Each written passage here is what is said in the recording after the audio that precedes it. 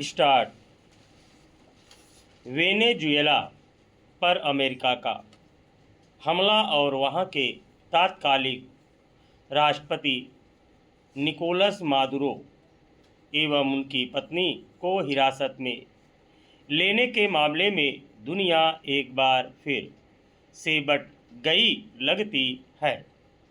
कई देशों ने वेनेजुएला पर अमेरिका की इस कार्रवाई का स्पष्ट विरोध किया है, मगर राष्ट्रपति डोनाल्ड ट्रंप के समर्थकों का प्रचार करने की रणनीति भी पीछे नहीं है।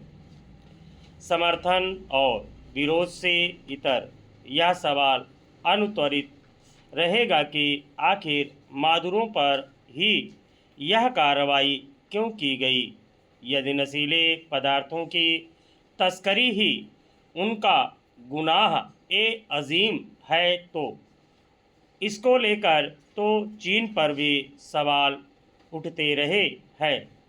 देखा जाए तो वेनेजुएला के विपुल खनिज और तेल पर अमेरिकी कंपनियों का नियंत्रण ट्रंप की नीयत को पूरी तरह से उजागर नहीं करता है। अमेरिका और वेनेजुएला के बीच तनाव का यह सिलसिला पुराना है। वेनेजुएला में वर्ष 1999 में ह्यूगो सावेज के सत्ता संभालने के बाद से ही दोनों देशों के बीच तनाव की शुरुआत हो गई थी। सावेज खुद को समाजवादी और अमेरिकी साम्राज्यवाद का विरोधी बताते थे। उन्होंने अमेरिका को आंख दिखाते हुए क्यूबा और ईरान जैसे कई अमेरिकी विरोधी देशों से दोस्ती बढ़ाई।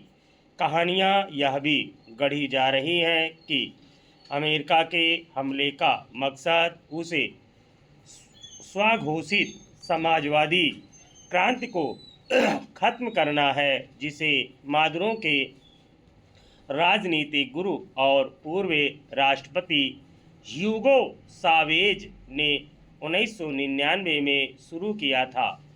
बात फिर नशीले पदार्थों की तस्करी पर आती है कि आखिर वह ऐसा कौन सा पदार्थ था जिसकी वजह से अमेरिका की नींद हराम हो गई थी।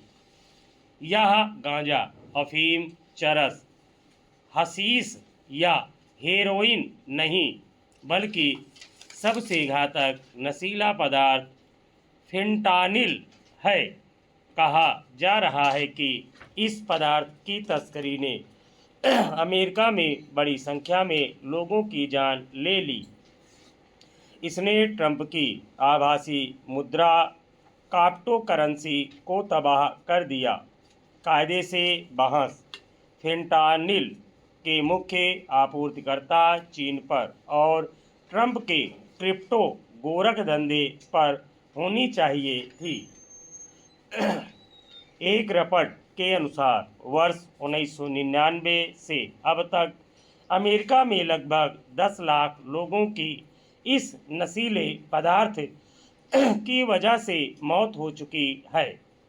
वर्ष 2020 में नशीले पदार्थों से हुई मौतों के कुल मामलों में से 82% फेंटानिल से जुड़े थे। 2022 में यह संख्या 1,69,041 पर पहुंच गई। 2025 तक अमेरिका में नशीले पदार्थों से होने वाली मौतों की दर दोगुनी से ज़्यादा हो गई। इसका मुख्य कारण फेंटानिल की बढ़ती तस्करी को माना गया है। दरअसल फेंटानिल प्रयोगशाला में बनने वाला एक सिंथेटिक नशीला पदार्थ है जो मॉर्फिन से 80-100 गुना और हेरोइन से 50 गुना ज़्यादा घातक है।